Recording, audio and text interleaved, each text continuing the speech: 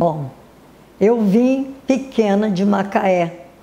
Lá em Macaé frequentávamos o Centro Espírita Pedro. E chegando aqui, fui morar praticamente na Cidade de Deus, que naquela época era a Fazenda Madame Grimalda. E o único centro que nós encontramos, porque só tinha, era aqui, Centro Espírita Amor e Fé, Caridade de Santo Agostinho. Fé, Amor e Caridade de Santo Agostinho, era o que a gente conhecia. Você tem ideia do ano, mais ou menos? Que eu cheguei? Foi em 50. 1950. Que nós chegamos em 49, no começo de 49, aí até descobrir o centro, 50 mais ou menos. 50. Tinha mais ou menos entre 11 para 12 anos. Eu, meus pais, a minha irmã Maria Antônia, da Conceição Louredo Napolitano, porque era o nome dela de casada, e chegamos aqui, ela ia fazer 15 anos e eu ia fazer, estava com 12 anos, por aí assim, entre 11 e 12 anos. Aí viemos, descobrimos o Centro Espírita de Jacarepaguá, que não era este nome, era Fé, Amor e Caridade de Santo Agostinho, que a gente conhecia o nome. Mas na década de 50 já era, porque em 1922 já mudou o nome. Embora se falasse do outro nome, mas oficialmente já era Centro Espírita de Jacarepaguá. O que a gente conhecia e que a gente falava era esse. Deixar documentado. Não, mas o que a gente conhecia era esse o título. É aquele título que tem lá na frente do centro. Chegando aqui, nós encontramos aqui o presidente Flumei Nogueira, que estava como presidente do centro, e nós chegamos e procuramos justamente a questão de mocidade, e ele estava começando a mocidade. Quer dizer, tentando montar uma mocidade, que ele recebeu indicação do plano espiritual que vindo para o Rio de Janeiro, porque ele veio de Petrópolis, vindo para o Rio de Janeiro, que ele montasse uma mocidade onde ele fosse presidente. Foi isso a história que nós chegamos e encontramos. Então ele estava montando. Nessa época ele contava com a Diná, irmã do seu Mário, Diná de Souza. Era uma colega chamada Ana, que já faleceu, não me lembro o sobrenome dela, mas em algum papel deve ter o nome dela. O José Vidal, a Diná, José Vidal, a Ana, já passavam dos seus 25 anos nessa época, então, mas estavam ajudando a montar a mocidade. E seu Mário Faria, que estava também ajudando, e que naquela época a gente dava o nome de mentor da mocidade, mentor material da mocidade. Era aquele que quando alguém quisesse conversar, que agora seria o atendimento fraterno no caso, né? Mas como era de negócio de mocidade, chamava-se de mentor da mocidade. Ele, a Yara Lobo, que a gente conhece. Aí tinha a Celeste, que era criada na casa da Yara, tinha Celine Emê, que faleceu este ano, que morava aqui perto, Celine Emê, e tinha as filhas do Mário Faria, eram tudo pequenas, menos de 10 anos, então estavam querendo montar aqui, agora chamado de evangelização. Naquela época foi dado o título de Andorinhas do Brasil, para as crianças, né, pequenas. Eu entrei, mas não cheguei a fazer parte das Andorinhas do Brasil. Já entrei fazendo parte de uma pré-mocidade, porque a mocidade era pequenininha, era só aquele grupinho pequeno, e aí nós reunimos ali. Aí o seu Flumen estava dizendo que estava querendo montar a mocidade e estava regimentando jovens para isso, e nós começamos a fazer parte daí. E enquanto isso, ainda não tinha o nome que é agora, Mocidade Mariana, que foi um ano e tanto depois da nossa entrada aqui. Já em 51, 52 é que teve, porque eles estavam reunidos e esperando, aguardando que o plano espiritual, numa das reuniões, desse qual seria o nome da mocidade. O presidente da nossa casa, né, na época, Flume Nogueira, tinha vindo de Petrópolis para cá com a intenção, quando veio ser o presidente da casa, de montar uma mocidade, que era o que o plano espiritual estava sempre pedindo, que fosse montada em várias casas a mocidades, né, para atender os jovens da época.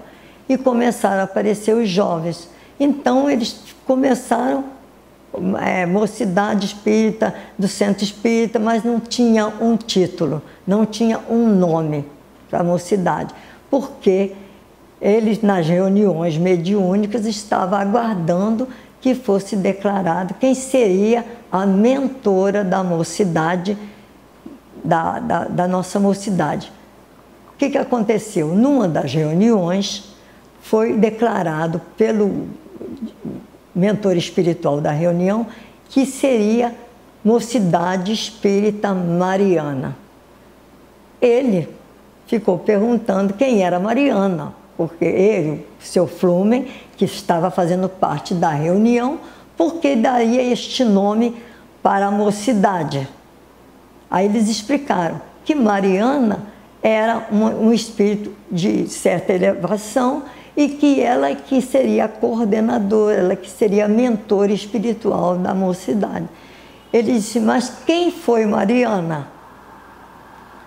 Aí eles explicaram para o seu Flumen que Mariana era aquela filha dele que teria desencarnado na década de 30. Ele disse, mas essa minha filha não tinha o nome de Mariana, por isso eu desconheço esse nome. Aí eles falaram, não, porque ela pediu, eu sei que o nome dela era Rosicler, mas ela pediu que o nome que ela usasse para a mocidade seria de uma outra encarnação que ela teve, aonde ela começou a progredir mais, a trabalhar mais, principalmente pelo espiritismo. E o nome que ela queria adotar era o de Mariana. E por isso ele, então, foi nesse dia aceitar que o nome da mocidade, em vez de Mocidade Espírita do Centro Espírita de Jacarepaguá ou qualquer coisa, fosse Mocidade Espírita Mariana, em homenagem a Mariana, que teria sido a Rosicler nessa encarnação. Nessa ocasião também começaram as andorinhas do Brasil. Não, ainda não. Ainda estava arregimentando as crianças. Aí o seu Mário, quando tinha um grupo de crianças já, disse, temos que fazer um hino para essas crianças. E aí veio Andorinhas do Brasil. E o seu Mário, pelo seu Mário Faria, que ele começou a tocar no seu bandolim essa música, que é o hino das Andorinhas do Brasil. Ele só mudou de nome depois, mas enquanto o seu Mário estava vivo, enquanto começou as Andorinhas, que foi na década já de 51, que foi mais fechada a história das Andorinhas. Seu Mário Farias é irmão da Diná de Souza. Né? Uhum. Você se lembra desta música? Lembro. Você gostaria de cantar para a gente aqui, para ficar preservado? Não, mesmo não tendo voz, vou cantar. Vamos lá. Somos crianças alegres, contente a cantar, como as andorinhas que vivem em bando, a voar, a voar. O nosso canto é alegre em fervor a Jesus, que é o nosso caminho, é a esperança que nos conduz. O nosso canto é uma prece em louvor a Jesus, que é o nosso caminho, é a esperança que nos conduz. Vamos, andorinhas, confraternizar, que Jesus a sorrir vai nosso esforço abençoar. Vamos aprendendo a todos irmãos amar, que o nosso futuro risonho será feliz a cantar. Agora, como a gente tem, né, vocês têm aí o culto na casa de um, naquele tempo nós chamávamos de bolo fofo. Aí ia na casa de um, era o domingo do bolo fofo. Que naquele tempo não tinha televisão, não tinha bailes aqui, bailes ali, o pessoal ia todo domingo, quase todo domingo, nós tínhamos o bolo fofo na casa de um. No final da tarde, assim? No final da tarde. Aí, mas estudava-se o evangelho, assim, tinha um... Não, o bolo fofo nosso era mais uma... Era sala de confraternização, né? Era só mais assim uma confraternização dos jovens, e aí o seu Mário levava o seu bandolim, o seu Soares, como é que era o nome, primeiro nome dele, levava o violão, e a gente ia, cada um levava uma coisa para fazer um lanche, aí a gente cantava, tocava, confraternizava os jovens, que não iam para outros lugares e nós íamos para ali. Era o bolo fofo. Eu fiquei até 60, vindo sempre até 60, certinho, porque em 60 eu fui estudar, fazer o curso normal especializado para surdo e tinha que ficar em Laranjeiras porque a condução aqui era muito difícil para mim chegar lá às 7 horas da manhã, para entrar em sala de aula, para depois fazer estágio, tudo ao mesmo tempo. E aí eu vinha menos, às vezes vinha final de semana, eu parei de frequentar as reuniões de dia de semana e vinha na reunião da mocidade, mas assim, mais esporadicamente. Depois, em 63, e depois que eu me formei, eu fui para Brasília, fiquei 1 ano em Brasília, voltei, aí eu logo depois casei, aí já deu, né? Eu queria lembrar que nessa época, na época que eu frequentava, antes nos anos 50, 52, 50, coisa, nós encontramos aqui a irmã Virgília, que já fazia parte dessa parte de ajuda, né? Da parte social do centro, e nós andamos fazendo, quer dizer, eles andaram fazendo, porque eu não tinha autoridade para fazer nada, né? Fazíamos festas assim, para angariar dinheiro, para ajudar o centro, e o Clube Olímpico, que era nesse terreno em frente, do outro lado da rua, onde agora mora o nosso presidente, ali que era o Clube Olímpico de Jacarepaguá. Onde tem o prédio que dá para a Estrada do Tindiba. Tá, ali tudo era o terreno, aquele terreno todo, e dava frente para cá, dava fundo, a frente do Clube Olímpico era aqui. E o Clube Olímpico muitas das vezes cedeu ali para a gente fazer festa junina, para angariar dinheiro, que muitas das vezes quem vinha até cantar nas nossas festas era a Dalva de Oliveira, para ajudar na angariar o dinheiro. Ela morava na Rua Albano, na Rua Albano, na entrada da Rua Albano. E ela vinha então? Ela vinha sem nada. Sem nada, vinha só justamente para prestigiar as nossas festas, né? Para garear o dinheiro para ajudar justamente a dona Virgília nesse coisa. Então, como eu já entrei só assistindo a reunião de sábado à noite, que era às 20 horas, aí passei a frequentar depois as reuniões de terça-feira, porque o seu Amauri me chamou, porque aí o seu Amauri já estava como vice-presidente da Maria Antônia, na última gestão da Maria Antônia, que me parece que ela ficou em 2 gestões, se não me falha a minha memória. Uma quando eu ainda não estava de volta, e depois ela foi como é que a gente dá o nome? Reeleita, né? E aí mudou, não sei se o vice-presidente é que mudou e entrou o seu Amaury. Aí que o seu Amaury me convidou para fazer parte da reunião mediúnica. Desde aquela época que eu estou mais ou menos, isso já em 85, 86. Eu voltei em 84. Não sei até que ponto nós sabemos que os jovens é que vão ser o futuro da casa. Até que ponto esses jovens estão encarando essa situação.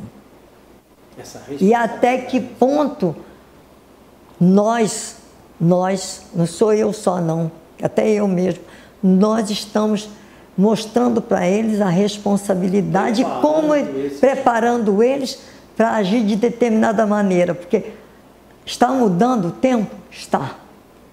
Nós adultos, nós idosos, nós da terceira idade ou da idade, nós temos que ver se nós estamos fazendo com que esses jovens entendam que eles não podem ficar dispersos do centro. Eles estão como se fossem, isso aí eu tenho observado, como se eles fossem eles, a juventude. E eles não são a casa. Eles não são a casa, só eles.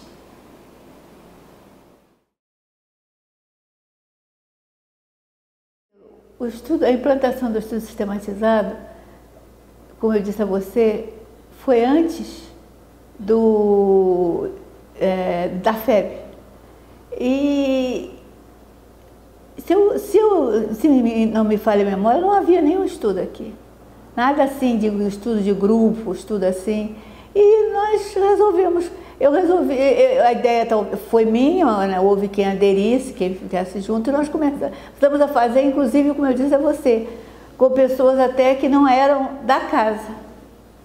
Participaram Berenice de Gelson, que foi porque o de Gelson sempre falou muito, tudo, ele tinha um conhecimento muito grande de espiritismo e tudo, e nós começamos. Agora, se você me perguntar que obra nós utilizávamos, eu não sei. Acredito que utilizávamos os livros da codificação, mas como era, não sei.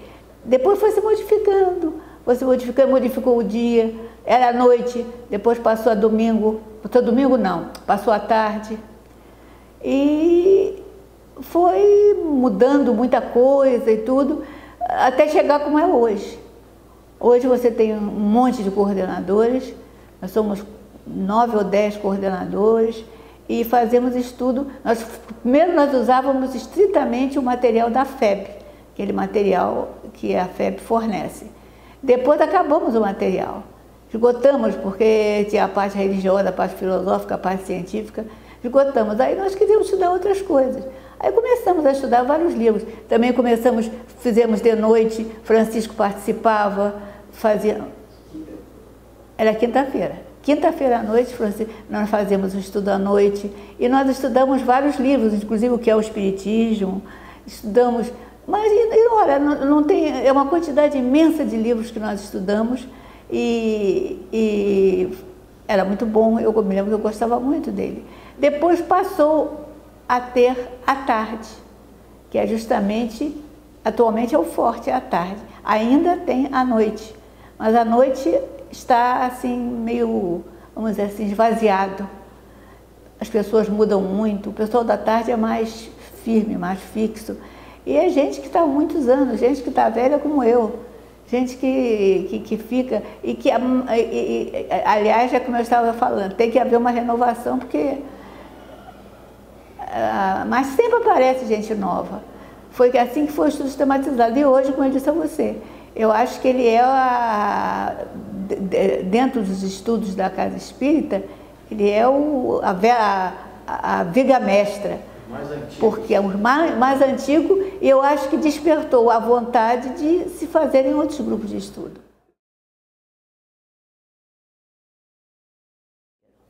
Foi a Delza que começou a evangelização usando aquele livrinho de perguntas, era o material que ela tinha e que nós dispunhamos.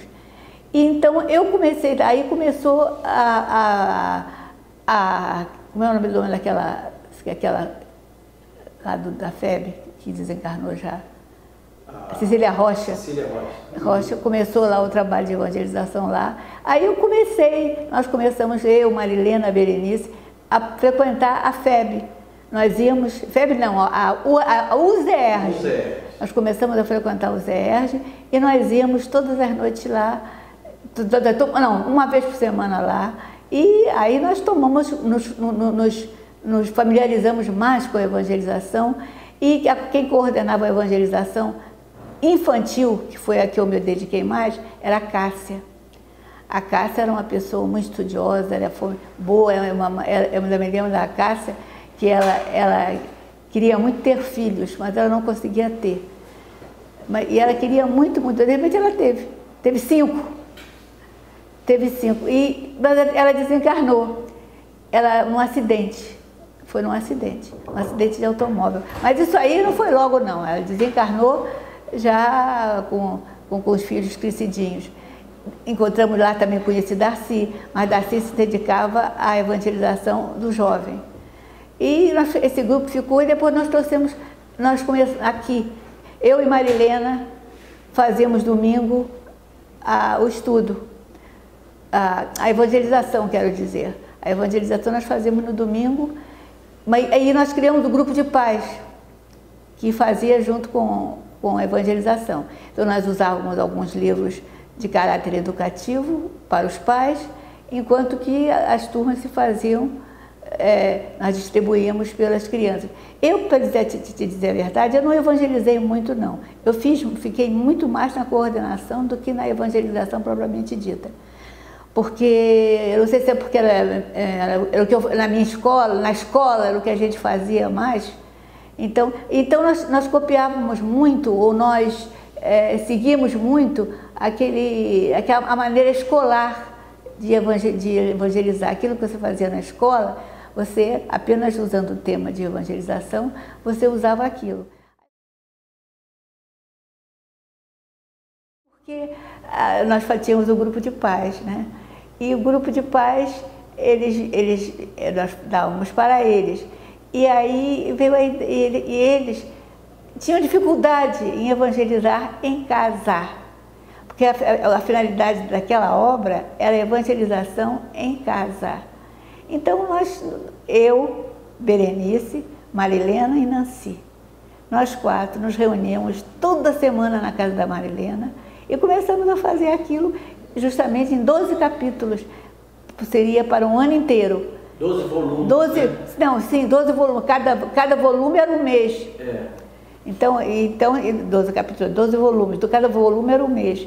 E a finalidade, como eu te disse, era essa. Era principalmente a evangelização infantil em casa. Culto no lar. Era fazer o culto no lar. Era o culto no lar. E ajudando aquelas mães que precisavam de material de motivação para poder fazer o trabalho, porque não é fácil. Crianças de várias idades, adultos também. Quer dizer que a gente pensava em todas as partes. Se você olhar o livro, você vê que ele tem várias partes. Olha, a reunião mediúnica é aquilo que eu voltei a Delza de novo. A Delza tinha uma mediunidade muito grande mesmo. E tinha Yara, você não lembra da Yara? Yara Lobo. Yara Lobo. Então, também a Delza sempre voltada para os problemas, no caso eram muito familiares, que vários casos apareceram assim na família, vários casos de obsessão mesmo. Lá eu tinha várias tias, irmãs da Delza, casos de obsessão assim de ver espírito, de ter o que a gente chama, o que as pessoas que não conhecem chamam de alucinação, mas que na verdade era mediunidade. E aí a Delza pediu a Yara, a Delza mesmo tinha uma mediunidade incrível. Ela sentia os espíritos, via os espíritos, e ela dizia até que ela tinha medo de ficar maluca. Mas ela disse que um dia ela ouviu dizer no ouvido dela: não se incomode, que você não vai ficar maluca. Aí ela continuou, aí no começo elas se reuniam, pediram se podia começar uma reunião mediúnica aqui, ao seu Vitor, ao seu Vitor. O seu Vitor disse, tudo bem, e para ele participar também. Também tem a comissão de caridade. A comissão de caridade foi uma atividade importantíssima ter nessa casa. E a dona, eu não sei se essa ideia existe no feminino, a decana, era a dona Virgília Augusta Moreira Lemos. Virgília Cândida Moreira Lemos. Ela se dedicava à evangelização com todo o amor. Evangelização não, a assistência de caridade com todo o amor. Ela, no começo, inclusive, nós não tínhamos, precisava de dinheiro, né? Porque dava-se farnel no dia dos assistidos. Então, Dona Virgília era até cobradora, ela ia nas casas, cobrava, ela ia cobrar, ela foi de uma dedicação assim ímpar, e ela cobrava e tudo, e fazia-se a evangelização, e fazia-se o auxílio às pessoas necessitadas, E isso durou muitos e muitos anos. Acredito que agora terminou, porque com o governo, com os bolsas isso, bolsa aquilo, bolsa não sei o quê, eles resolveram terminar com essa parte assistencial. Em qualquer agremiação religiosa não tem mais, né? Você participou da diretoria que fez o segundo andar. O segundo andar. Não existia. Não existe, Que época foi? Quem era o presidente da época? E qual era a sua função? Eu era tesoureira. Tesoureira. E a Maria Antônia era a presidente. Havia outras funções, mas praticamente fomos nós duas que levamos adiante isso. Como eu falei a você, apareceu esse construtor. O Francisco fez a planta, não foi, Francisco? Ou não? Na outra. Se fez a planta, na outra. Eu só sei, dessa aí você ainda não estava. Nós fizemos isso tudo que está aqui, foi feito com essa obra. Nós interrompemos muitas atividades, porque não podia fazer com a obra, mas a coisa foi até o fim. E como é que chegou essa pessoa? Você sabe como é que chegou esse construtor? Não me lembro, eu só sei que nós... não sei se ele foi a pessoa, são coisas da espiritualidade, porque eu não me lembro nem como é que foi que ele comigo. Se eu disser, você que eu até esqueci o nome dele, mas ele apareceu e nós contratamos, nós tínhamos que, olha que era uma dureza para pagar, porque nós pagávamos, era pouco, mas nós pagávamos. Foi uma dureza para conseguir dinheiro para pagar por mês a ele, e ele veio e fez. Se a gente for analisar agora, deve ter sido muito barato, porque senão a gente não ia poder ter feito. E nós fizemos. E nós temos isso que temos hoje graças a ele. E, quer dizer, naquela época os mestres de obras eram muito competentes. E ele era competente. Ele fez a coisa muito bem feita. Você vê que ela é bem sólida, bem... 1978, 79, por aí, assim, mais ou menos. E a presidente era Maria Antônia. Era Maria Antônia.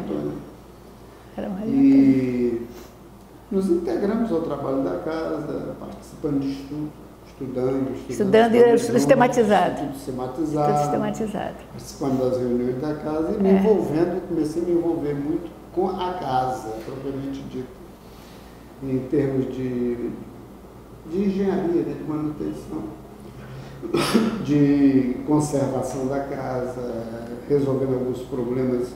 Logicamente, como a Vera falou, a casa não dispunha de diretoria que tivesse essa condição. Olhar para essas coisas. Então, eu, por função de trabalho, eu olhava alguns problemas, por exemplo, a água da casa, que não tinha água ligada, era ligada, mas tinha uns problemas. Então, isso... Pode chorar. Chora que eu fico aqui, Então, estava aí a dona Virgília. A dona Virgília é uma das bem antigas. A Vera falou. Dona Virgília Cândida Moreira Lemos. Era um dos pilares. Ela morreu com mais de 103 anos. 103 anos. E ela veio para cá em 1938. Ela veio para casa, se associou em 1938, Dona Virgília. Inclusive, é como ela disse que foi fichada na polícia. Fichada não tinha, tem esse documento assim. Ela foi fichada na polícia. Mas então, o que acontece? Dona Virgília, ela estimulou muita coisa na casa, ela cobrava muito das pessoas. Cobrava. Né? Era uma cobradora nata e aquilo ali realmente me chamou muita atenção. E foi então quando nós começamos aqueles primeiros trabalhos de recuperação da casa, aquelas obras. Não, né? E aí também, né, Francisco, nós começamos a ter um sonho, que era justamente para fazer uma outra casa. E aí tem uma história que nós não podemos deixar de registrar.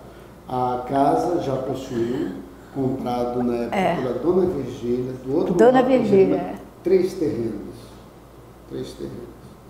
E esses terrenos foram vendidos por uma diretoria da casa, não tem aqui nenhuma crítica, e aquilo sempre me deixou marcado, né? Que nós teríamos que um dia recuperar um desses terrenos. E então nós fizemos trabalhos, campanhas e tal. E nessa época o presidente era o Maurício, eu era o vice, né?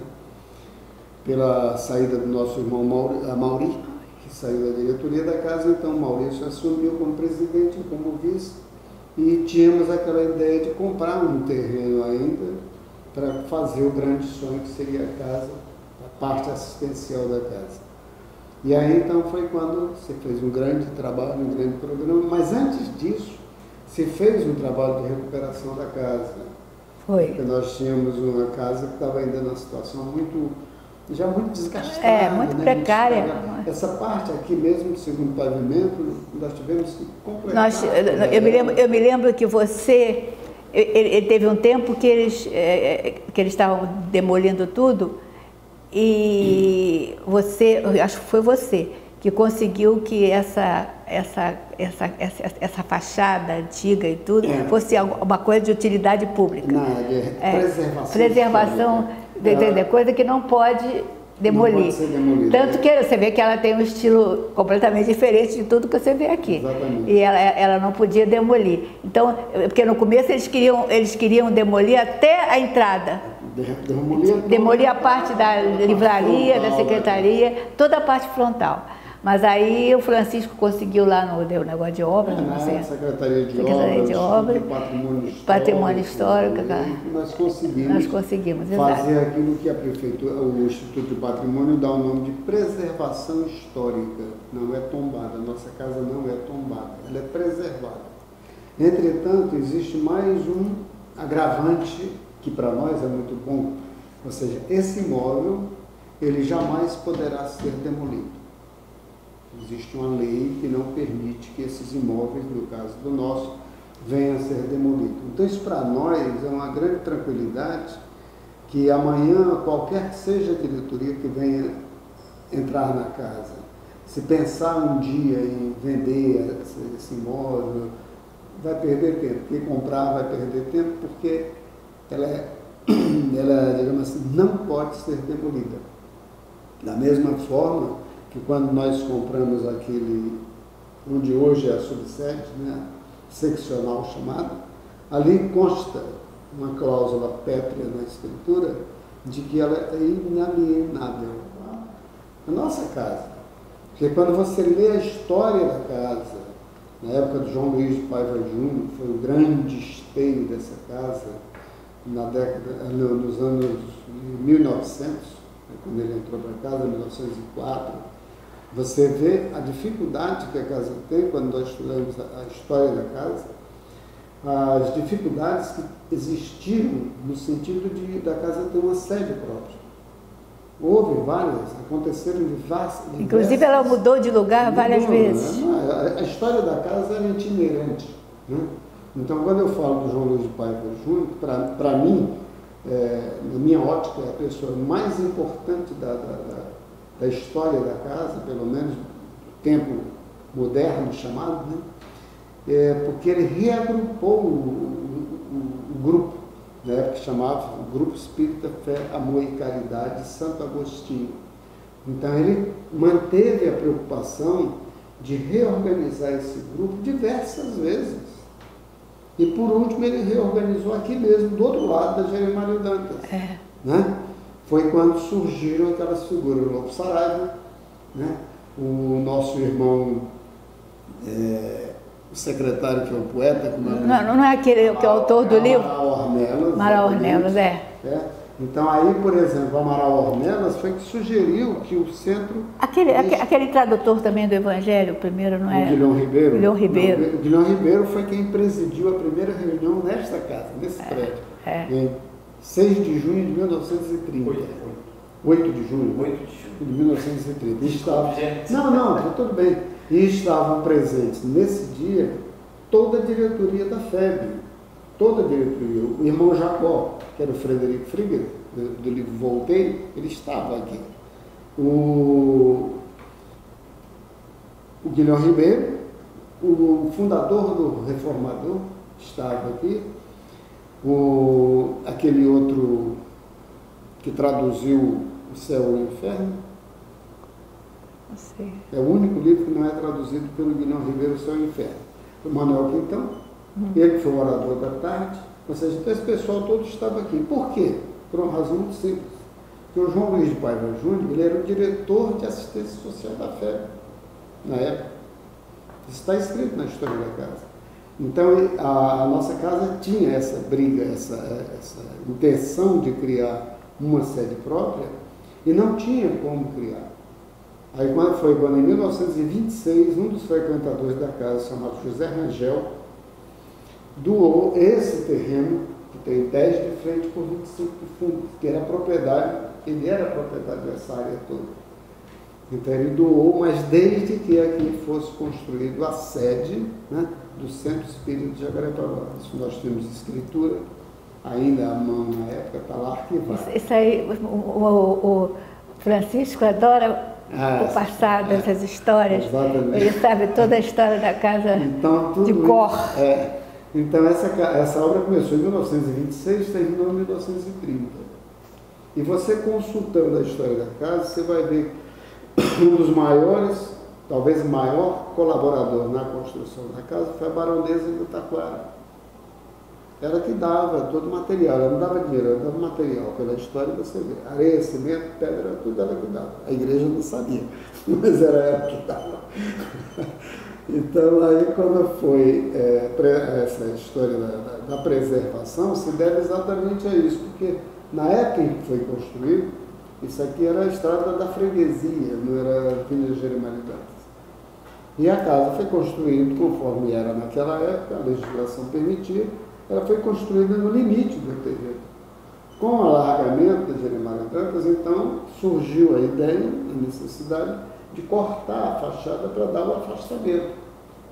Aí foi quando nós, no dia mero acaso, tomamos conhecimento do processo, aliás, fomos intimados a demolir. E aí então nós fomos à prefeitura, por força de profissão, né?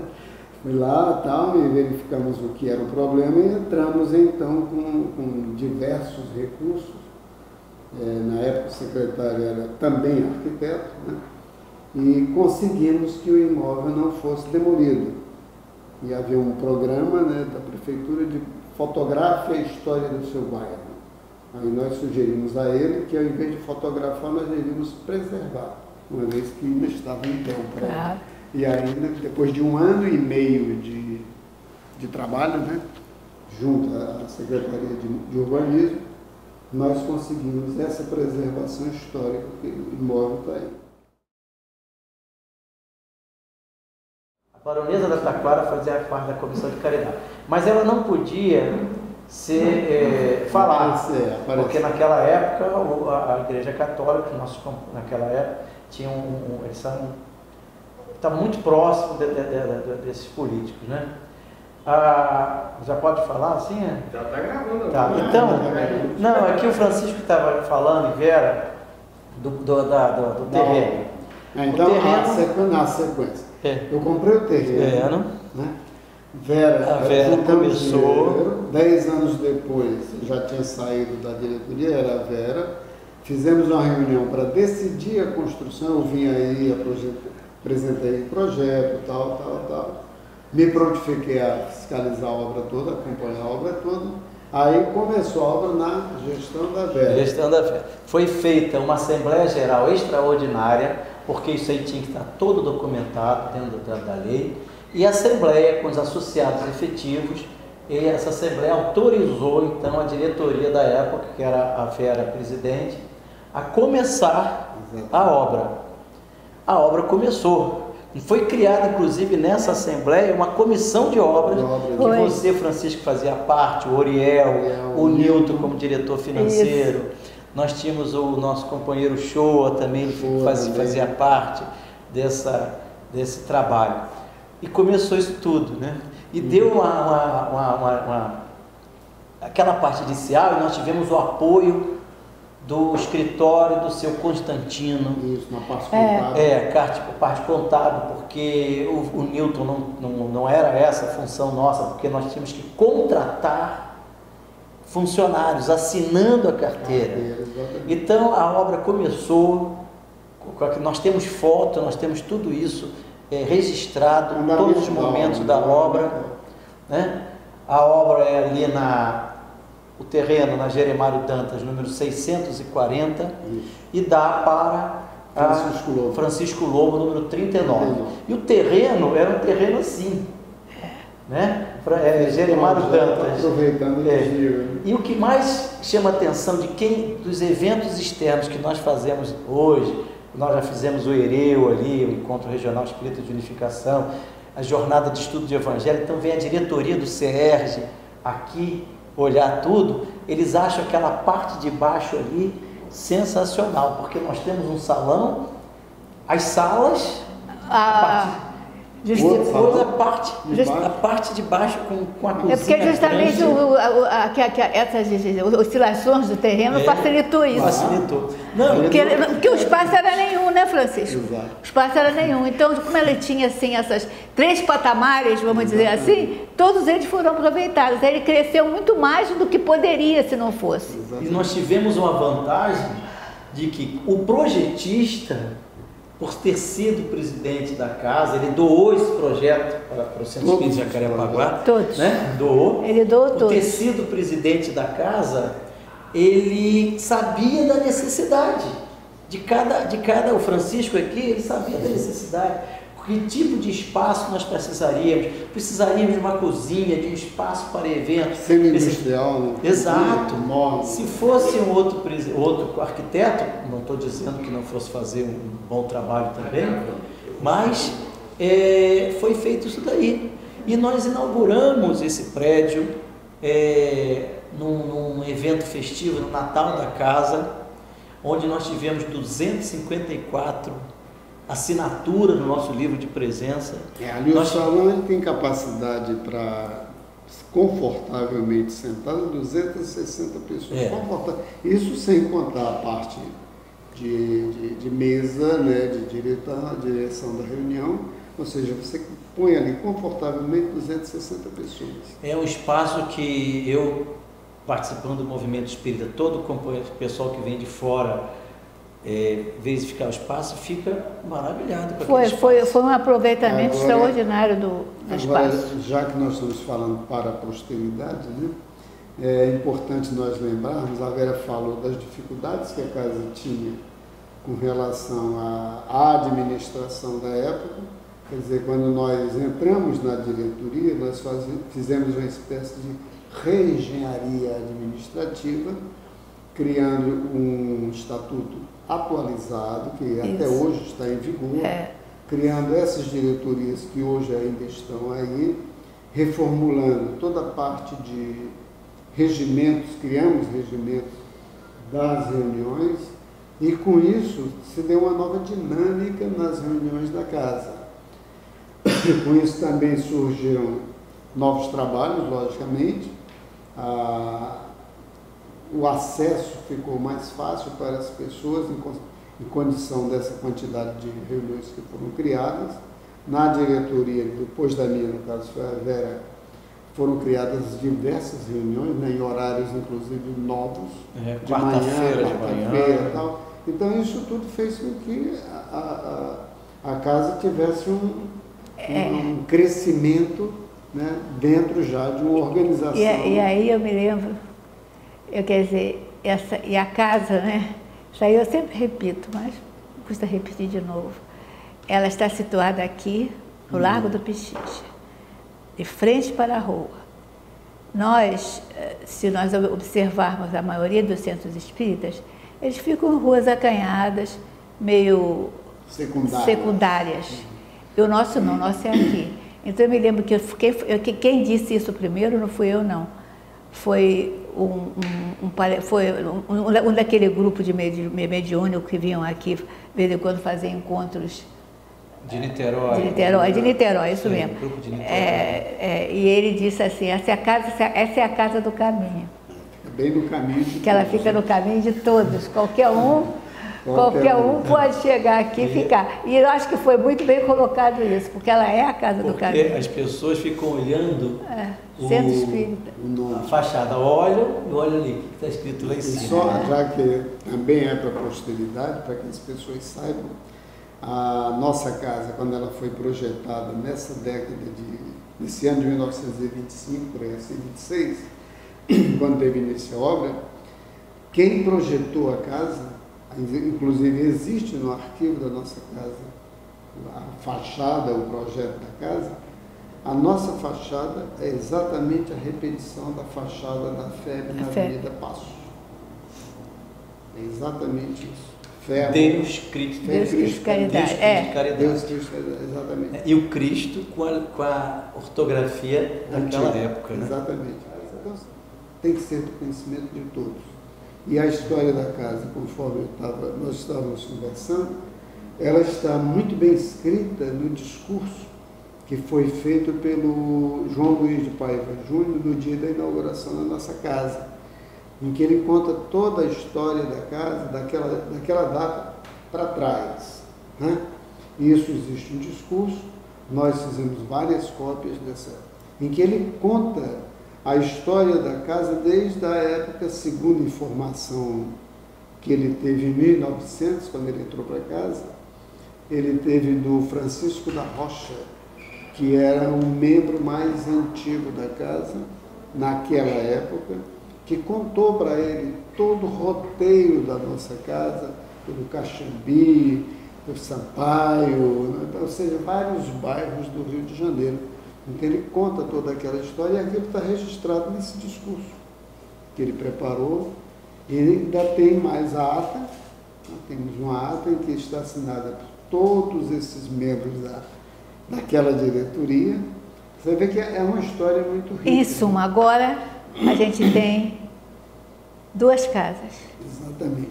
Nós temos essa casa aqui, que representa o passado, Exatamente. e temos aquela lá, que é o presente e o futuro. Então, eu acho que está tudo realizado. O ENEF. Eu me lembro que o ENEF começou também, no caso aí, eu digo por quê? Porque eu trabalhava muito com Berenice. Exatamente. Eu não ia nos encontros da USEA. Berenice é que participava da USEA, mas ela trazia tudo para mim. Aí depois eu planejava e adaptava as condições da casa, porque nós só tínhamos 2 dias em 2 horários. Então tinha que haver uma adaptação naquele tempo do horário. Eu me lembro que eu reunia um grupo de pessoas que me ajudavam, que ficava, se não me engano, também Marco Aurélio sempre participou do ENEF, o pessoal que estava aqui, nós começamos o ENEF. Olha só, era o encontro de carnaval. Era o encontro da família. Encontro de carnaval. Aí, é dos mesmos moldes do ENEF, que já existia no movimento espírita estadual. Encontro estadual da família espírita. E nós tínhamos aqui no Centro Espírita Jacarepaguá o encontro da família e o encontro do carnaval.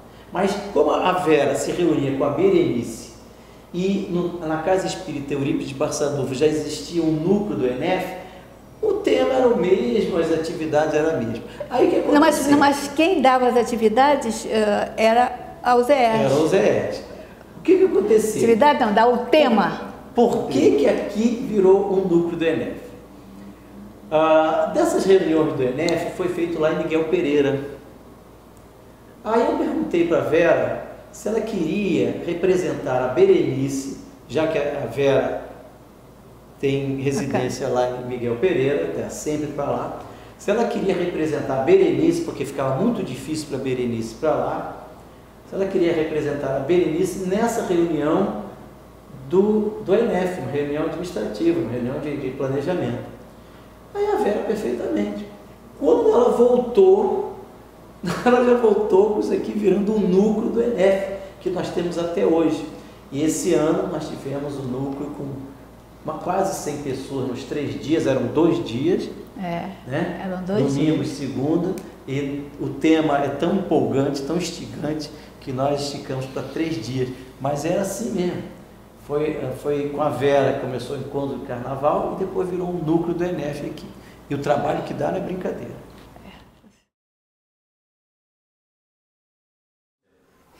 Perfeito. Bom, na verdade, primeiramente eu tenho que dizer que essa casa, como eu já disse lá embaixo, foi uma escola muito grande para mim, onde eu aprendi muito. Isto é um registro necessário, porque foi com esse aprendizado que eu comecei a compreender de fato a vida e que o Espiritismo renasceu em mim. Porque eu uso a expressão renascer, a doutrina renascer em mim. É porque eu já conhecia a doutrina, mas não frequentava centros, só lia um pouco e tal, e não percebia as entrelinhas que a doutrina nos traz. Por que entrelinhas? Porque é preciso a gente, ao ler a doutrina, a gente se libertar um pouco, ou muito, às vezes até, daqueles condicionamentos que a vida no cotidiano nos traz. E foi nesta casa que eu aprendi. Cheguei aqui nesta casa em 1972, encontrei uma figura maravilhosa, numa reunião de quinta-feira que ele dirigia, o vice-presidente da casa, seu Vitor Torquato de Souza.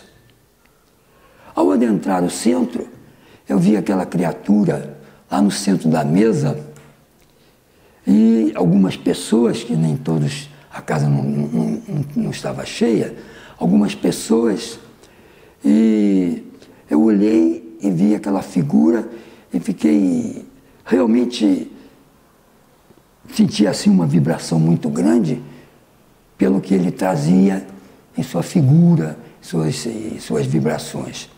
Senti realmente um abraço maravilhoso. E quando ele se ergueu para fazer a prece de abertura, eu percebi o quanto ele era parecido com meu pai. Veja que coisa interessante. Ele era, além de ser Souza com meu pai, ele era muito parecido, até a voz, quando ele começou a falar assim, parece meu pai falando. Meu pai já tinha desencarnado justamente naquele ano de 72. E parece que eu estava revendo o seu Vitor. Então essa impressão ficou muito grande em mim. E depois, no contato diário com ele, eu vi que o seu Vitor era uma figura espetacular. Ela trouxe para mim aquele equilíbrio de que eu precisava para conhecer a doutrina. E neste encaminhamento maravilhoso, eu consegui realmente perceber o quanto é preciso esse estudo, essa presença na casa espírita, com todo o carinho, com toda a dedicação, e aberto, inclusive, a tudo aquilo que a gente às vezes não percebeu e precisa perceber. Isso foi a grande mensagem, ou melhor, a grande inspiração que o seu Vitor me trouxe. Foi a primeira figura. Outros companheiros e companheiras da casa dariam naturalmente um histórico muito mais aprofundado, porque vivenciaram muito antes de mim os trabalhos desta casa, né? Não preciso enumerá-los, mas há muitos deles.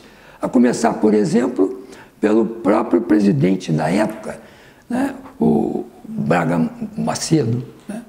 Ele era uma pessoa muito conhecedora do espiritismo, muito organizado, e, na verdade, ele não está mais na pátria aqui conosco, né? Já foi para a pátria espiritual, mas foi outra grande figura. E a gente tem a Vera Verônica, que já conhece a casa desde a sua juventude, desde a sua mocidade, até desde quase criança, né? Ela está aqui nesta casa e a gente percebe que é preciso reconhecer isto. Mas, em 72, eu encontrei esta casa já muito acolhedora, porque a gente percebeu o quê? Que aqui estava realmente a doutrina sendo aplicada. A casa era simples, não tinha enfeites, não tinha nada que chamasse a matéria. Era uma casa que primordiava por dar valor ao espiritual. Isto, quando eu entrei na casa, eu fiquei realmente, me senti já apegado a ela. Por essa simplicidade e por aquele adotar realmente os princípios necessários para o bom funcionamento da casa. A simplicidade aliada aos trabalhos doutrinários coerentes com os ensinamentos de Kardec, da codificação, né? E isso nos deu realmente uma alegria muito grande. Porque na época, muita gente dizia para mim assim, por que o centro se chama Jacarepaguá, assim, Jacarepaguá tem muitos centros? Eu explicava não, porque ele foi o primeiro centro que existiu em Jacarepaguá. Jacarepaguá, naquela época, era realmente uma zona rural, né? E continuar, 1930, 8 de junho de 1930, foi esta casa, este prédio foi inaugurado, com a presença de toda a diretoria da Federação Espírita Brasileira. E foi presidida a reunião até pelo Guion Ribeiro, o presidente de então. Mas estavam presentes aqueles companheiros da FEB daquela época, né, muito conhecidos. Muito conhecidos. E a coisa foi realmente vibrante, essa reunião. Tem um histórico até, vocês... Na verdade, a casa tem em documentos todos esses históricos. Inclusive os reformadores que registraram tudo aquilo que acontecia com a casa e que era levado ao conhecimento da Federação Espírita Brasileira. Inclusive, quando ela fez a adesão à Federação, né? E isso em muitos anos atrás, né? Sendo que em 1922 é que passou a ter o nome Centro Espírita de Jacarepaguá aqui, né? Mas eu dizia dessa reunião. Essa reunião, ela foi também, saiu retratada no Reformador, né? E com detalhes mesmo, com muitos detalhes, em que esse órgão maravilhoso da FEB, antiquíssimo, né, desde 1884, né, que ele existe, registrava o fato desta casa ter sido fundada por Bezerra de Menezes em 1872, conforme, né, o relato do próprio Paiva Júnior, que dizia que tinha sido um antigo sócio, muito já idoso, que participara dos primeiros trabalhos em 1872, quando a casa foi fundada por Bezerra. A gente já comentou muitas vezes com alguns companheiros que, na verdade, Bezerra só realmente se revelou para todo mundo espírita em 1880, não me lembro a data exatamente. E que essa data, 1872, muitos podem dizer que seria impossível. Mas é porque ele antes, ele não se declarou publicamente. Ele era um político, né? Ele era militar. E à época o espiritismo era muito perseguido. Exato. Então eu acho que foi por isto.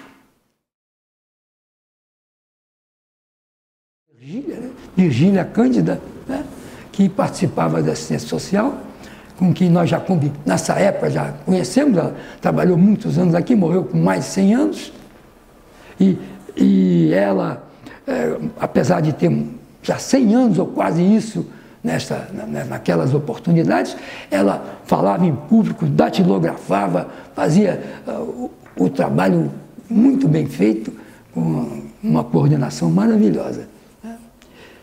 E essas reuniões, elas, como eu disse, elas se baseavam no trabalho objetivo, no trabalho prático, mas voltado justamente para a espiritualidade maior.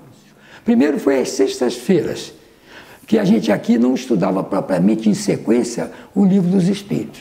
Então foi instituído, na nossa passagem pela vice-presidência, ainda não era presidente, uma reunião às sextas-feiras, chamada Reunião de Estudo Permanente de O Livro dos Espíritos, em que todos os participantes, eles participavam do estudo na mesa, da direção também, e da parte de prece. Então havia um rodízio. Né? É claro que a gente selecionava aqueles que naturalmente tinham uma tendência melhor, já estavam estudando mais, já tinham conhecimento maior, e quando falavam conosco no estudo, se manifestavam de uma maneira mais corrente e clara. Percebeu? Então a gente deu oportunidade à formação, nesse período, de muitos expositores e muitos dirigentes de trabalho. A prece eu nem digo, porque a prece é uma coisa que nasce espontaneamente. Né? Na verdade, a prece, ao fazer a prece, a gente se liberta de si próprio e a prece vem. Se a gente começar a pensar muito em fazer a prece, como eu vou fazer, a gente está perdido.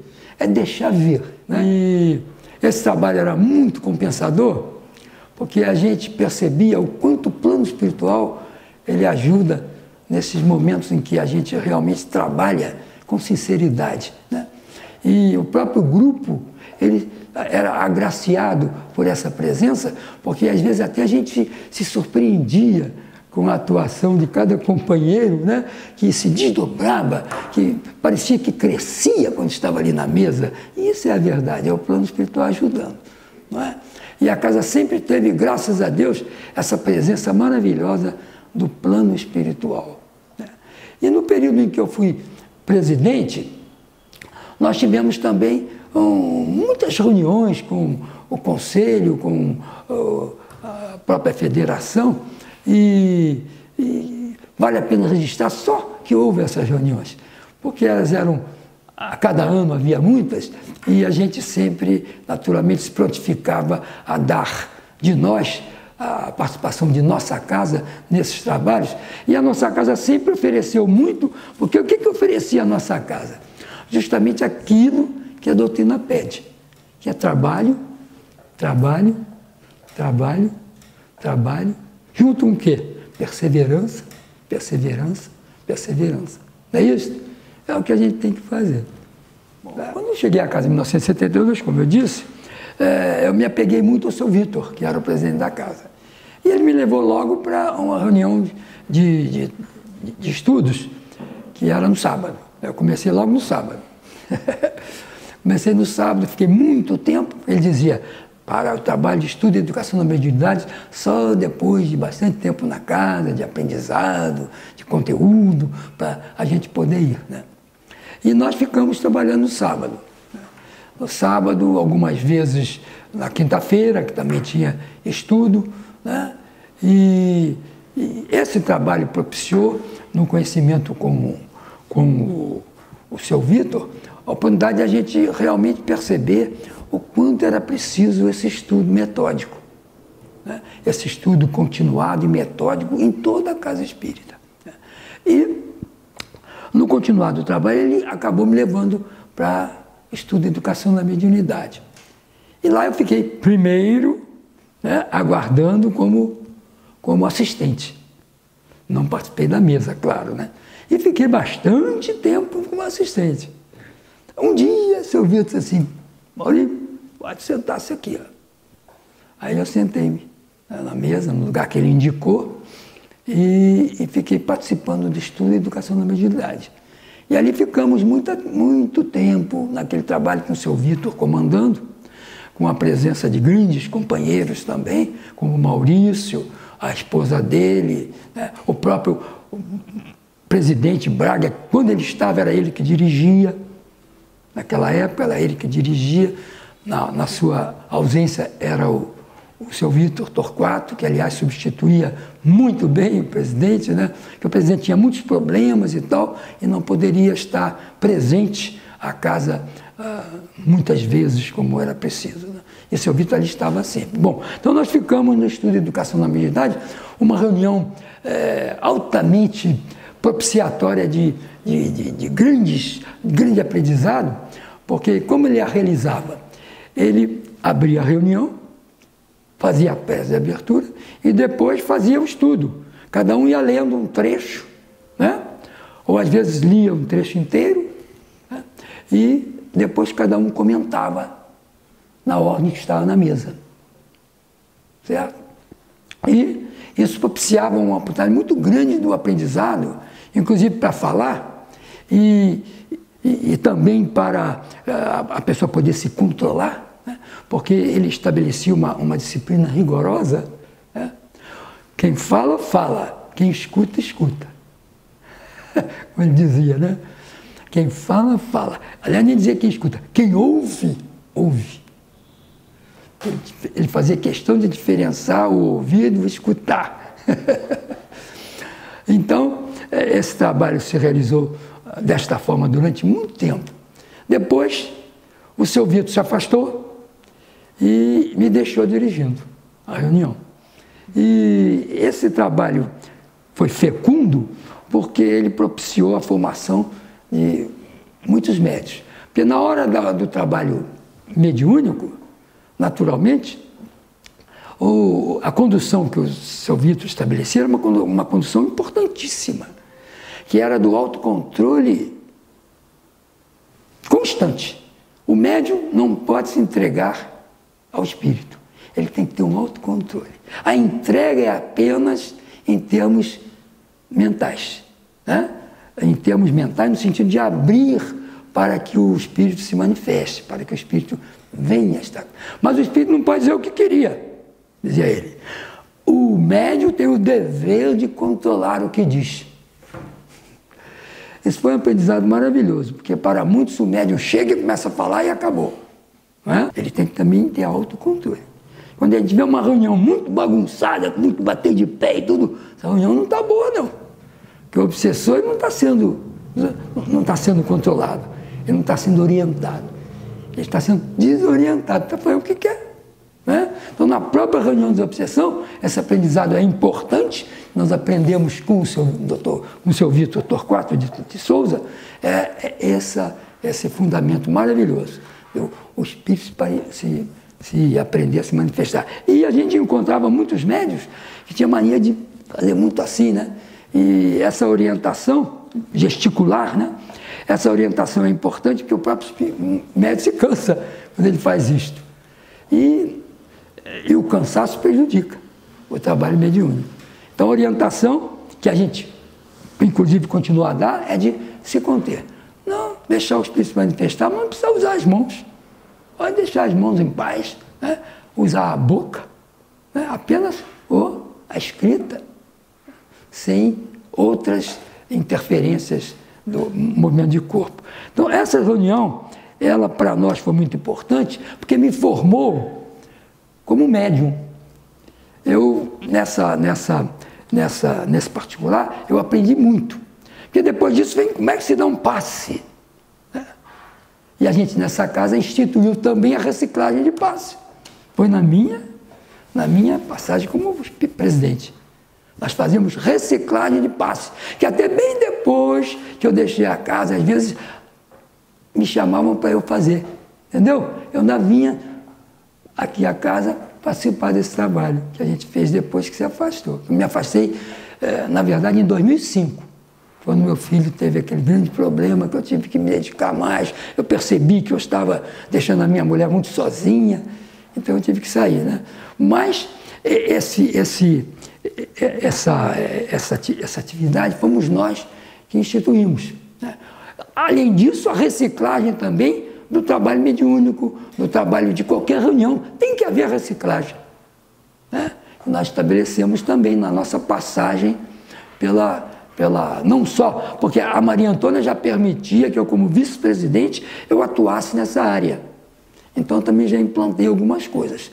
Nós instituímos, inclusive, uma orientação para a gente uniformizar mais ou menos os trabalhos da casa, para que cada coordenador fizesse com uma determinada, vamos dizer assim, orientação. A gente estabeleceu um roteiro e pedimos primeiro que cada um dissesse como fazia o seu trabalho.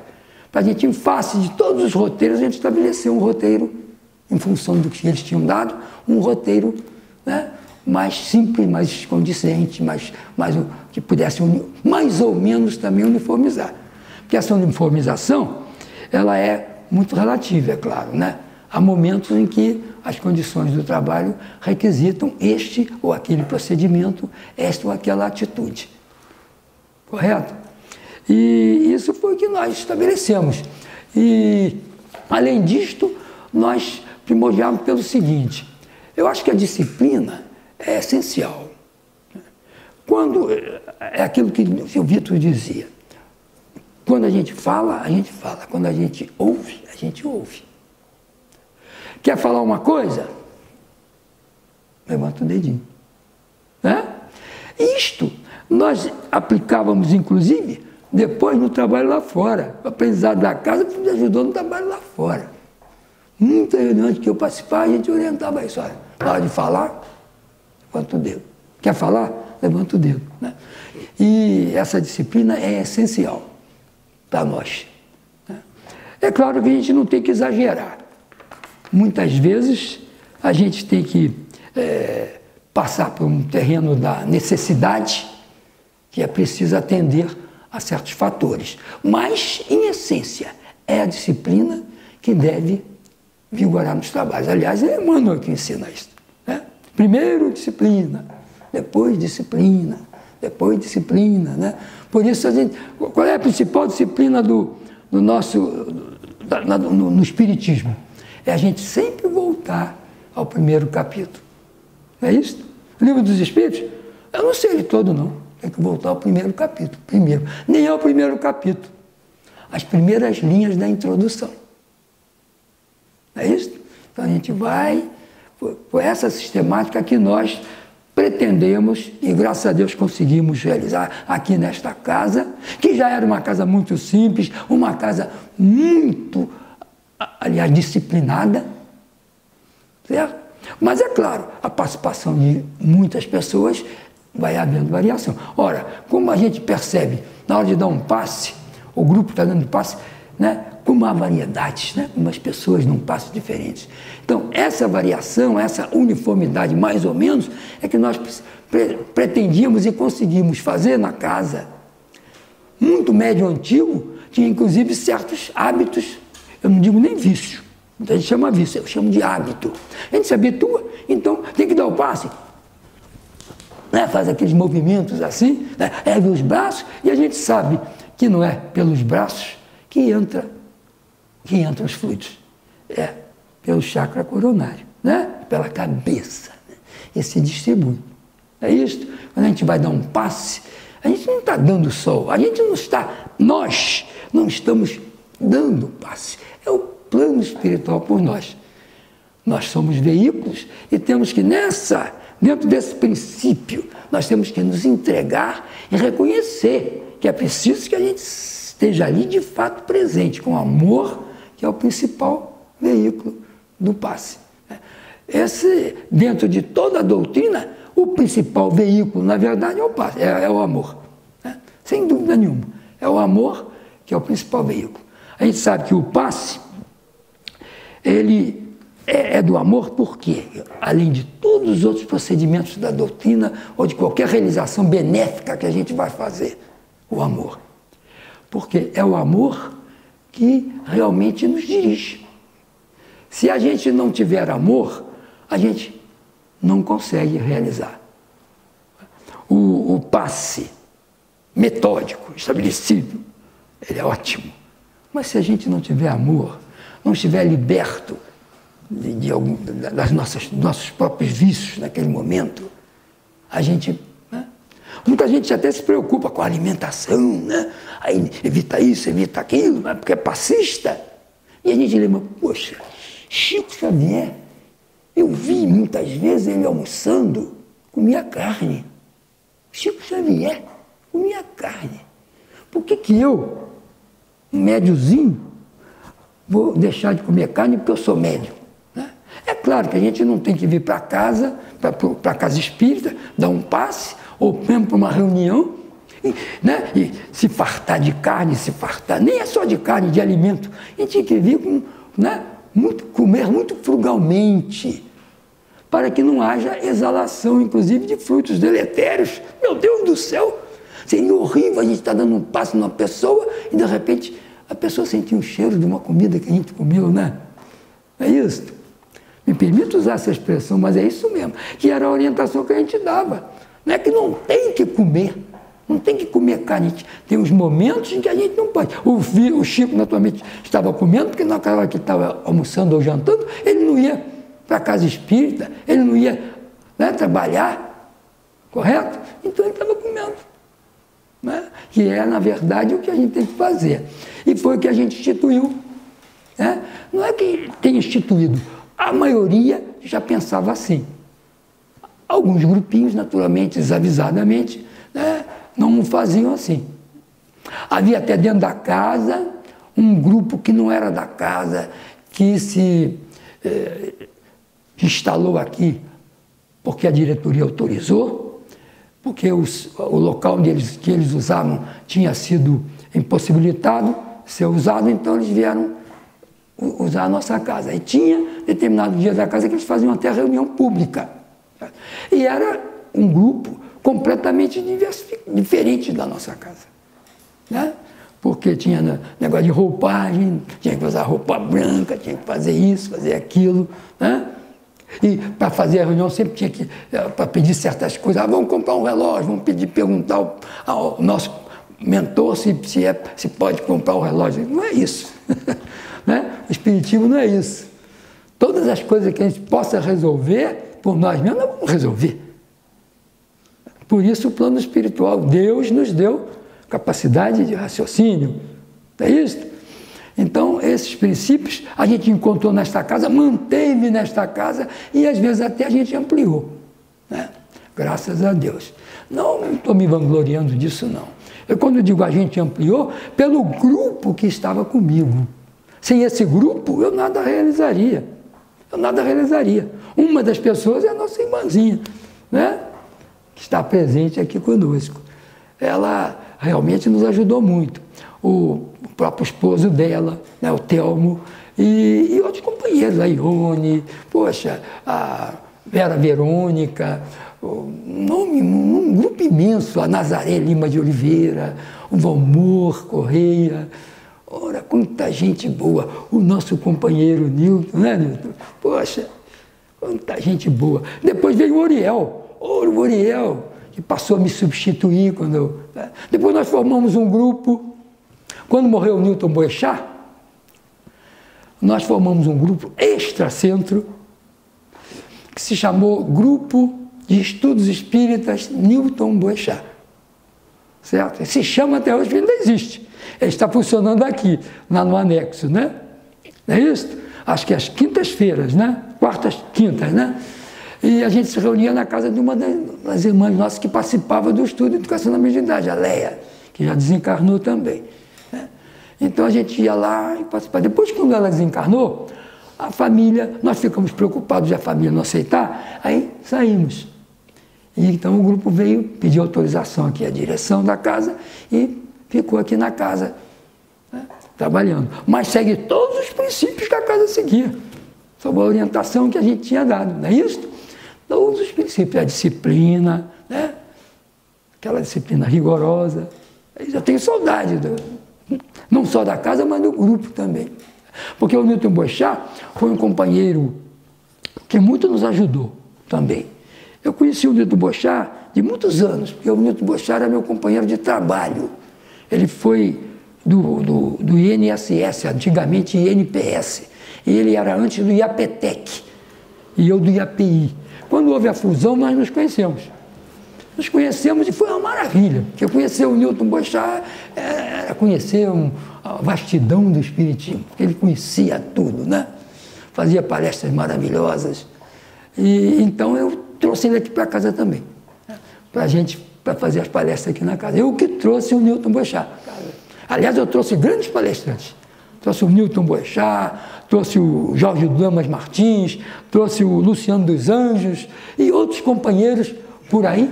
Gilberto Pérez Cardoso, que fazia dupla, inclusive, com o Newton Boechat, tinha livros juntos também, né? E num desses livros até, a nossa casa está citada. Se não me engano, é na Madureza dos Tempos. Né? Ele cita uma reunião que ele esteve na casa, onde aconteceu determinado fato, e ele, então, narrou, e nós estávamos presidindo a mesa. Né? E ele, então, narrou, descreveu, mencionou até o meu nome. Eu disse, pô, Newton, poxa, estou aparecendo no teu livro. Mas era um trabalho interessante, porque essas reuniões públicas, quando a gente traz um elemento de fora, a gente às vezes tem que ter um certo cuidado. Né? Nós já trouxemos, nós não, já trouxeram um dia um elemento para esta casa, que na tribuna de nossa casa, ele proferiu coisas contra a Federação Espírita Brasileira. Quer dizer, meu Deus, dentro de um centro espírita, a gente tornar desairoso um ato da Federação Espírita Brasileira é não conhecer a sua história. É não conhecer a história dessa casa maravilhosa que foi a FEB, e é a FEB. Né? Porque foi com a FEB que o Espiritismo se concretizou no Brasil.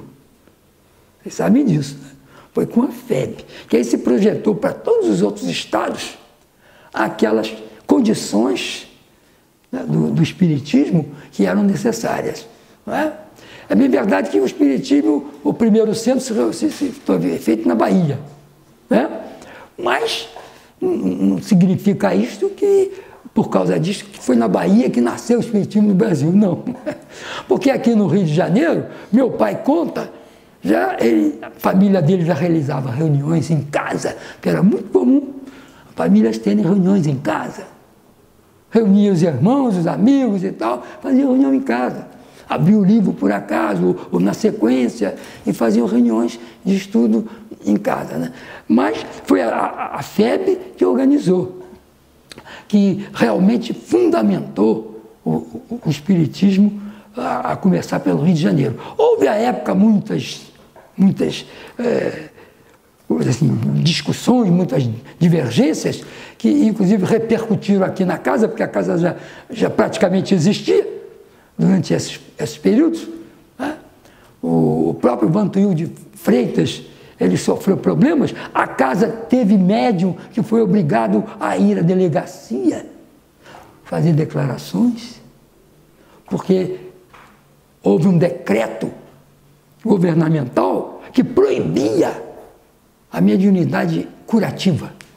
Bom, mediunidade curativa é uma coisa muito extensa, né? Qual é a mediunidade que, em princípio, não é curativa? Então, eles se preocupavam muito era com as receitinhas, e eram homeopáticas, né? Eles se preocupavam. Até certo ponto tinha razão, porque havia muitas casas espíritas, havia exagero. Havia, às vezes, gente orientando, você é médico? Não, né? Essa é coisa que o centro espírita não pode fazer. Se existe o médico, a medicina, é para nos ajudar, né?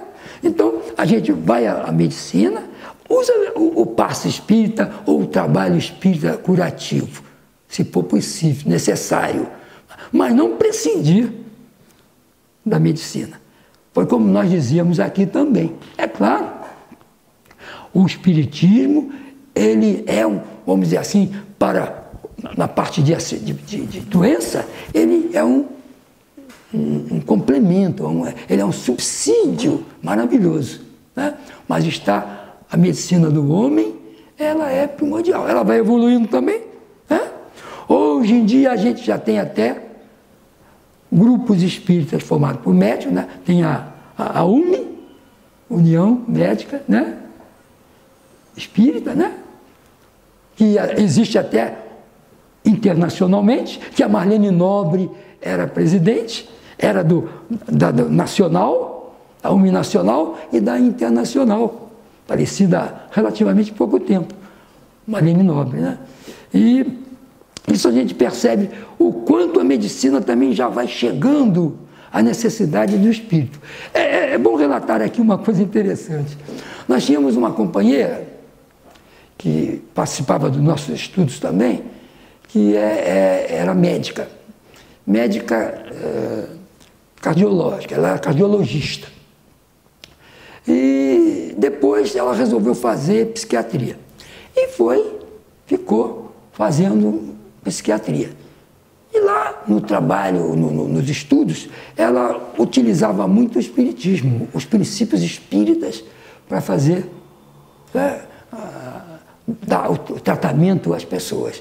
E ficou mal vista pelos médicos, como colegas de trabalho que participavam com ela, a Eldia, né? E ficou mal vista. Ela deixava ela de lado, né? Mas isso hoje, graças a Deus, já vai acabando, né? Hoje a gente já percebe que a parte espiritual já vai sendo aceita por muito médico. Eles, pelo menos hoje, eles já não contraindicam tanto, não desacreditam tanto perante o seu cliente dos resultados do espiritismo. Né? Muri, das coisas que o senhor relacionou aí para falar com a gente, o senhor já...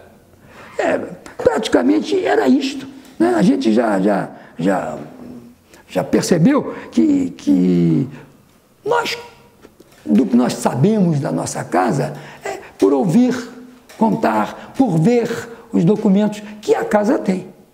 Toda pela parte, né, da criação da casa, da recriação, que ela foi recriada algumas vezes, um trabalho maravilhoso do plano espiritual nos ajudando, quer dizer, nos ajudando, que eu digo, ao grupo da casa, né? A gente já se agrega a eles, porque se sente ligado a eles, né? Mas é muito importante isto, que a gente saiba que a casa já tem esse histórico, certo? E nesse período em que a gente trabalhou aqui, a gente relata apenas isto, que nós, nos companheiros da casa, nós encontramos sempre uma boa assistência, um companheirismo muito grande, apesar de algumas divergências. Qual é o grupo que não tem divergência? Sem divergência, numa boa conclusão. Não é verdade? Quando a gente percebe num grupo que todos pensam igual, meu Deus, alguma coisa está errada. Não é? Porque é justamente das desigualdades que a gente tira a conclusão final. Né? Eu digo uma coisa, a nossa irmã diz outra, eu digo outra, e diz outra, então a gente, é isso mesmo, eu pensava assim, mas não é bem assim, tem que acrescentar isso assim, assim. E assim, no fim, a gente forma realmente o ideal. Ou eu diria até o quase ideal. Porque nós estamos distantes da verdade ainda. Né? A gente sempre dizia, a casa tem por princípio buscar a verdade.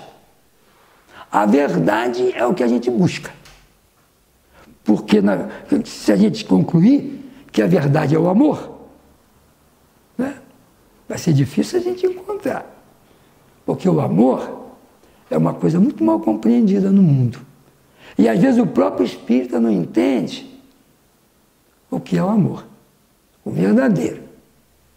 Aquele amor que não quer para si, é o amor que quer para o outro. Isso eu me sinto ainda um pouco distanciado, mas a gente tem que buscar isto, essa verdade. Jesus diz no Evangelho, buscareis a verdade e a verdade vos libertará. Que verdade será essa? Será que é a verdade da ciência, a verdade das coisas? Né? É o amor, meu Deus do céu. A verdade é o amor. Enquanto o amor não estiver concretizado em todas as realizações do homem, ele não encontrou a verdade. A própria ciência do homem, distanciada dessa realidade, não é a verdadeira ciência, enquanto não estiver com o amor. A gente teria isso para dizer, porque o resto é só contar coisas que a gente fez e não fez. Muito obrigado. Desculpe aí se eu não alcancei aí no objetivo que vocês esperavam. A gente trabalhou muito aqui na casa, graças a Deus, né? Se não fora isso, o que seria de mim? Eu não teria... Eu trabalhei muito no plano material também, no que fazia profissionalmente, graças a Deus, mas foi com o trabalho espírita que eu me realizei. Então eu procurava fazer aquelas coisas que eu achava melhor. Então se eu estava fazendo uma pesquisa, localizava esse livro, aquele livro, outro livro, eu registrava no meu e fazia questão de transmitir isso para os irmãos. Senão eu fazia, cada trabalho que eu dirigia, eu fazia um programa, vamos dizer assim, completo. Por exemplo, nós vamos estudar o livro dos Espíritos. Então nós vamos fazer um trabalho completo dele, né, dando todos os subsídios possíveis, né, distribuindo vendo as pessoas que vão ser incluídas. Então eu fazia aquele programa imenso e eles recebiam já já iam saber quando eles iam trabalhar, quem é que eu iria substituir se por acaso houvesse algum problema de saúde, algum impedimento de vir à casa, que isso pode acontecer, né? Óbvio. Então tinha sempre um substituto já indicado, entendeu? No trabalho. E a gente tinha, por exemplo, de quarta-feira a gente chamava o programa era PEPES, Programa de Estudo Permanente do Evangelho segundo o Espiritismo. Então esse PEPES, como era a sigla que a gente tinha criado, ele reunia todos os estudos do Evangelho, desde o início, né, até o fim, com os subsídios necessários ao seu estudo aprimorado, aprofundado. E o Livro dos Espíritos, a gente chamava de... O programa era agora não está saindo, era REPLE, e Reunião de Estudo, e PEPLE também. Programa de Estudo Permanente do Livro dos Espíritos, certo? E tinha o REPES, que era o PEPES, porque tinha a reunião, que era REPLE, que era o Estudo dos Espíritos, Reunião de Estudo Permanente do Livro dos Espíritos, e tinha o REPES, que era a Reunião de Estudo Permanente do Evangelho segundo o Espiritismo, e tinha a REAM, que era a Reunião de Estudo e Educação da Mediunidade, né? Certo? Além do estudo de sábado. Sábado também eu fazia o programa. Como eu dirigia, como eu coordenava sábado, então eu fazia um programa.